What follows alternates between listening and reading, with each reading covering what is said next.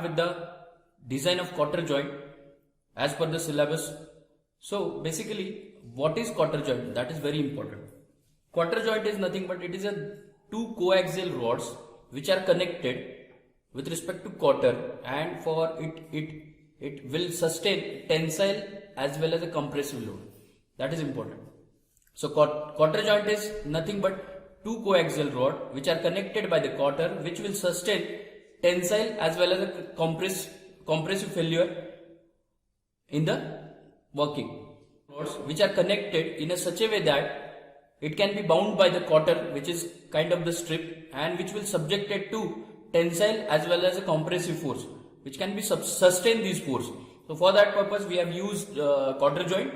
Basically, the application point of view, I would say Kottar joint, as I told you, the joining of the two component is very important. That is the first thing. And where it used, so many conditions are there, as like I'll say, it can be used in between piston rod and crosshead of cylinder for joining. So Kottar joint, application of the Kottar joint is basically it is connected in between the piston rod and crosshead of steam engine. So that can be for the connection. It can also use for the piston rod, connection in between piston rod and the turbine.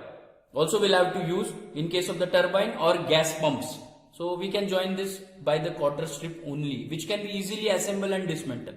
It can also use in valve mechanism in between joining of the sliding what we can say in joining of the spindle and fork. In case of the joining of the spindle and fork for valve mechanism, it can be used. It also used in foundation bolts. You have seen the lot many machineries.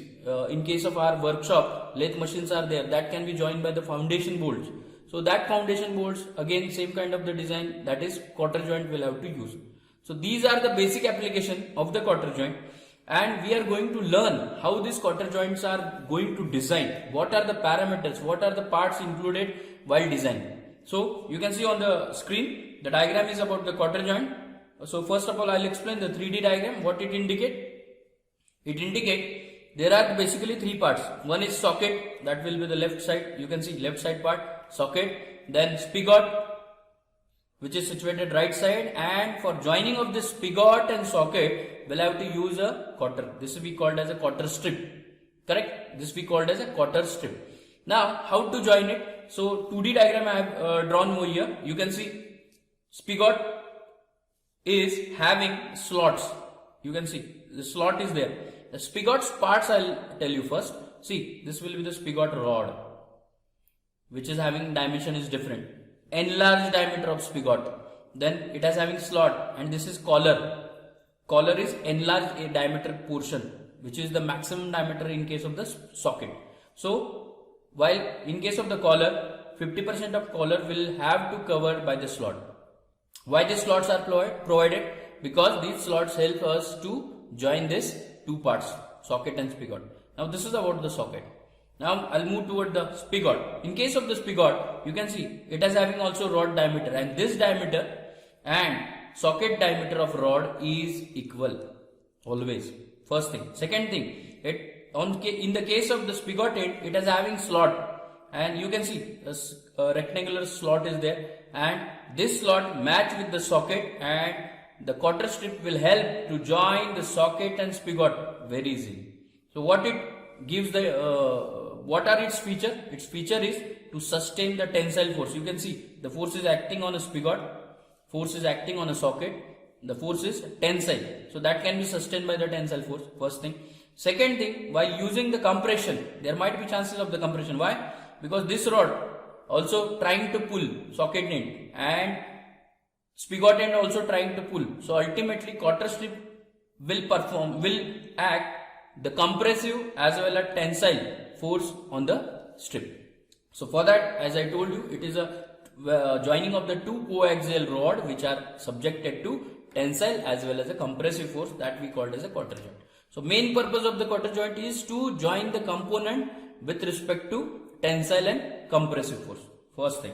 Now I'll explain the diagram, what it indicates. See, this is the sockets portion, this is spigot portion right side, and Kottar strip is there. Now Kottar strip is not rectangular.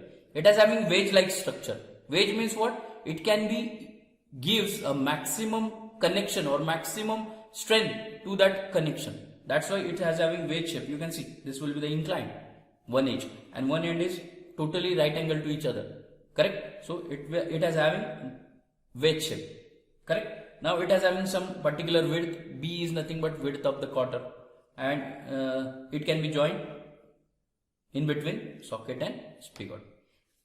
Now in case of the side view, we have mentioned that what will be the diameter of the socket, or what will be the length of the Kottar strip that we have mentioned. And in case of the top view, you realize that the diameter of rod, this rod, small d, enlarged diameter of socket, d1, then same diameter for the spigot also that we have drawn.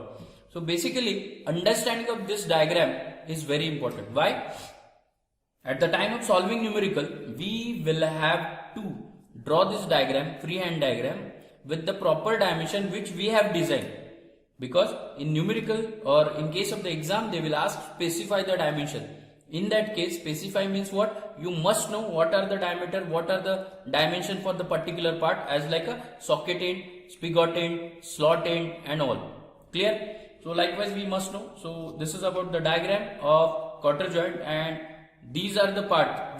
First one is socket, second one is a spigot, third one is a Kottar. These are the only three parts we are going to design. First thing.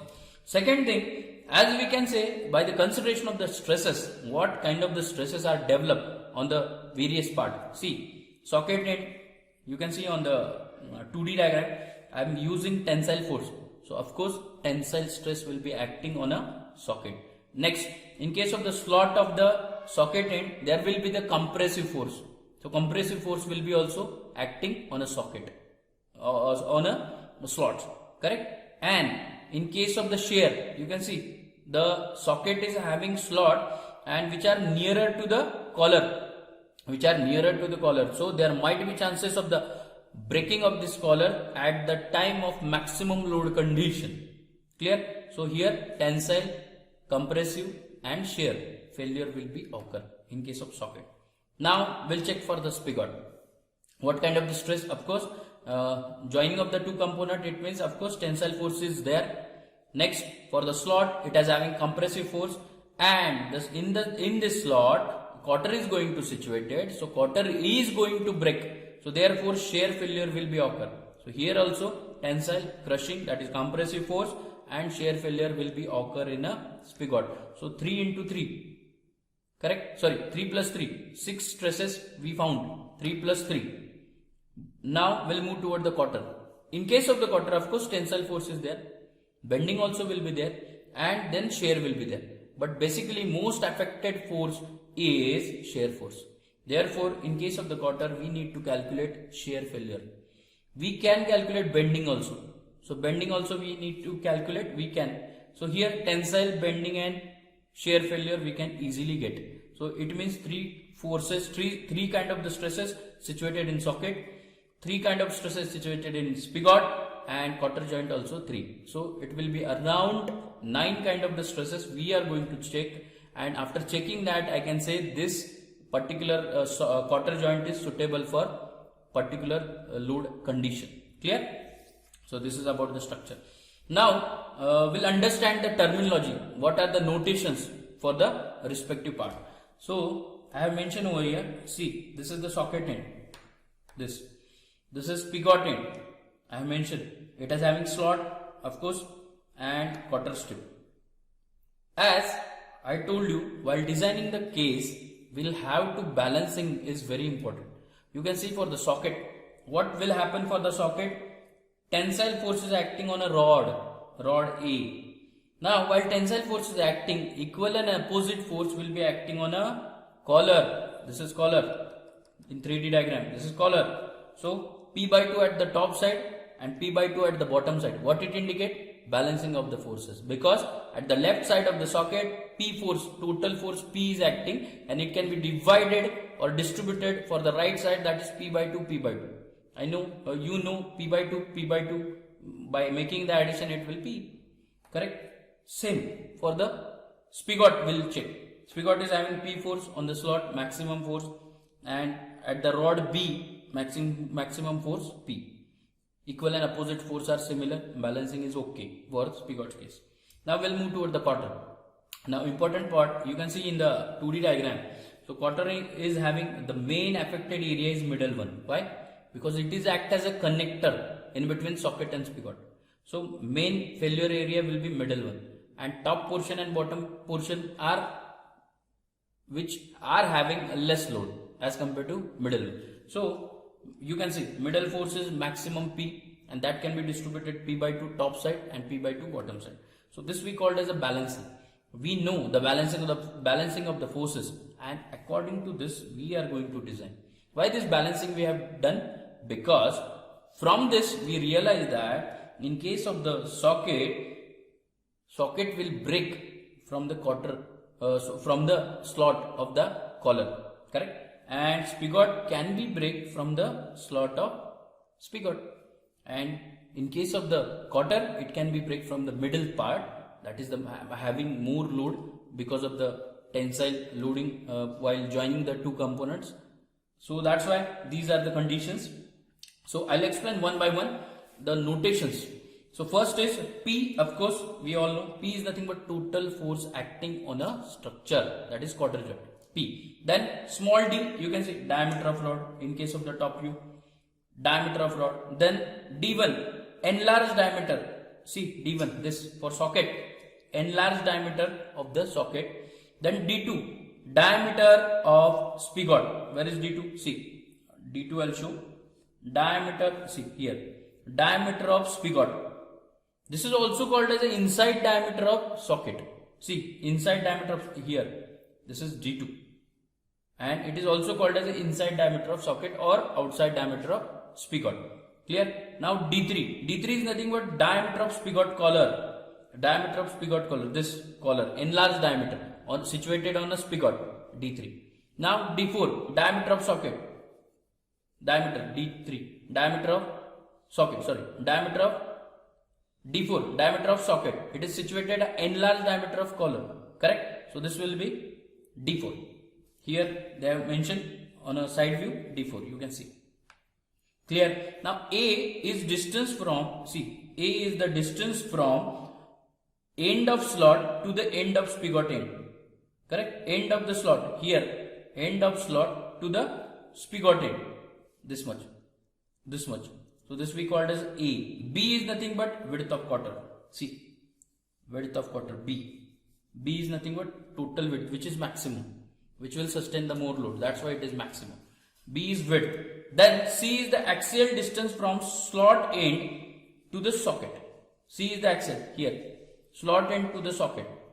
In 3D diagram, this much distance. And T is the thickness of Kottar. Of course, Kottar should have some thickness, so we'll have to consider that. Kottar should have thickness T. T1, thickness of spigot collar. T1, thickness of spigot collar. Now see, T1, thickness of spigot collar. See here. What is the thickness of the spigot collar? This one. L, length of Kottar. Side view. In side view they are shown. And L, length of Kottar. So these are the basic dimensions which we are going to consider while designing of a kind of the stresses which we have discussed. I hope you understood this. The structure you can draw from your side. Try to write down the notations from your side. So then it will helpful for further process as like a design point of view. Clear? I hope you understood this. Thank you.